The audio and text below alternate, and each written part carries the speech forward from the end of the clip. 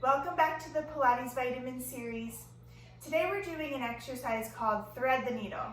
And you may be familiar with it if you've done yoga practice before, but today we're focusing more on stability versus mobility. So come to your hands and knees position. And just as a side note, if there's proper stability, then mobility can be optimal. If there's excess mobility, there may not be enough stability. If there's excess stability, there may not be enough mobility. So have an approach that there's a balance of both. Hands and knees position.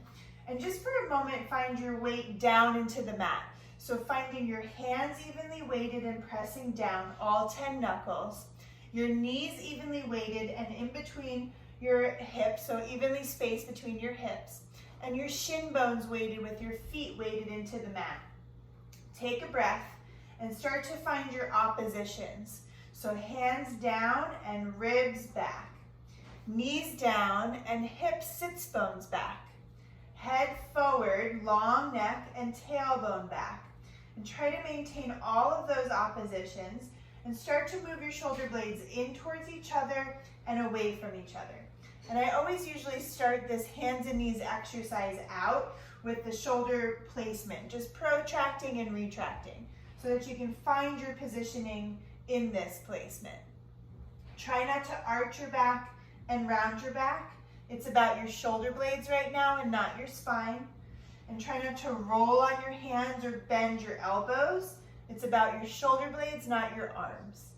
One more time each direction.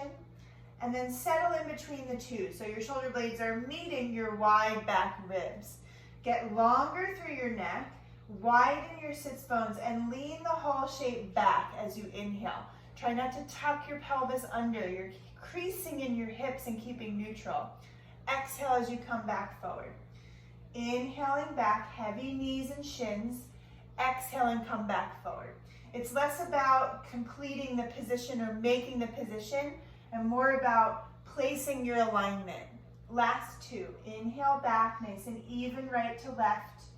Shoulders are gliding on your back in that neutral position, not coming too narrow or going too wide. Exhale forward. Now maintain this position. Try not to disturb your shoulders or your neck. Float your left arm out to the left side. Do not rotate towards that arm. Keep your arm out, but keep your rib cage square to the mat and even weight in both knees. It's hard to get weight into that right knee, but try not to shift your weight to the left knee. Keep it even. Lengthen your spine a little more and bring that hand back down. Take a breath. It should not feel easy. Pressing into your right hand, the left arm floats back out again. Feel your oppositions. Hand down, ribs back. Bring the hand back down and keep going. Exhale out, inhale in. Let's do a few more. And you breathe whatever way feels best to you. It's not about the arm mobilizing, it's about the rest of the body stabilizing. One more time like that. Going out and coming back in. Settle that hand down, take a breath, and we'll switch to the other side. Long neck forward, long tailbone back, wide abdominal support, and float that right arm out to the right side. And bring it back down. Wide through your shoulder blades, not rotating to the right. Stay square. Exhale going out, inhale coming in. Wide abdominal support, weight into that left shin bone to help out. Two more.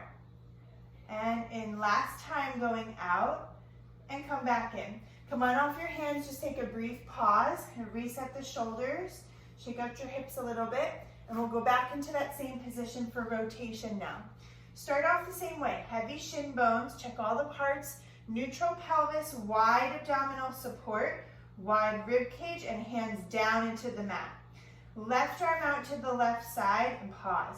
Now push into your right hand and rotate your chest towards the left side. It's not my hand bringing my chest, it's my chest bringing my hand. Keep weight into your right knee and hip, and get taller from head to tail. And then come back down to square. Don't lower the arm, keep it out to the side. And do it again, rotating around. Let's try to inhale as you rotate and exhale to come down. Keep width across your shoulder blades behind you. Inhale as you rotate, reaching your chest forward and your tail back. Exhale down. Last time, rotating around and come back. Replace that left arm. Take a moment in between the two sides.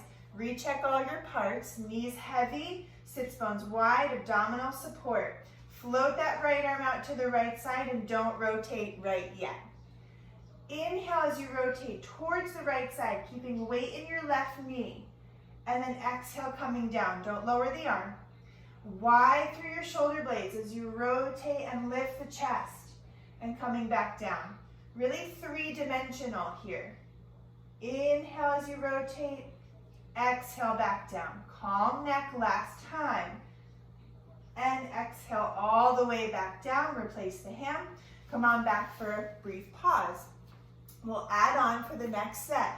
But it's really important to connect your shoulder blades to your rib cage so that you can optimize the rib cage thoracic mobility. Otherwise, your neck and your lower back are going to take it. So see if you can think less about holding the shape and more about allowing your ribs to rotate. And using your breath will really help that. So let's focus a little more on the breath for this last set. Hands and knees. Hands placed well underneath the shoulders, all 10 knuckles. Knees underneath the hips and heavy shins. Wide sits bones, wide shoulder blades, long from head to tail. Float the left arm out to the left side. Don't rotate yet. Inhale as you rotate towards the ceiling to the left. Exhale as you bend your right elbow and feed the left arm through the window of the right side. Now widen through your rib cage a little more, shoulder blades behind you. Press into that right hand, index finger knuckle. Inhale really well as you rotate up and around towards the ceiling. Exhale as you come down and back around, bending that right elbow, widening your shoulder blades and ribs behind you. Last time, inhale up and around to the ceiling, keep weight in that right knee. Exhale down and around to the right side, keep weight in that left knee. Come all the way back up into center. Switching sides, take a good breath in between, just reset and check in. Float the right arm out to the right side. Can you lengthen your neck a little more? Inhale up and around to the right. Exhale, bend the left elbow and rotate around that window to the left side. Widen your shoulder blades and rib cage and keep your tailbone free behind you. Push into that left index finger up and around to the right side. Inhale. Exhale, down and around to the left. Really bend your left elbow to widen that shoulder blade. Try not to narrow it in and squish your neck. Lots of space in your neck. One more time each direction. Big breath in. Full inhale. Full exhale. Blow all the air out of your lungs and release your tailbone. And then come back up to neutral. Just see what that feels like at the end. And come on off your hands. Great job, guys. If that was challenging for you, maybe come back to it another time with a little freer release neck and a little more energized rib cage. It's a good exercise to practice to optimize thoracic mobility, which is important in freeing up our neck in general. Thanks so much, guys. See you next time.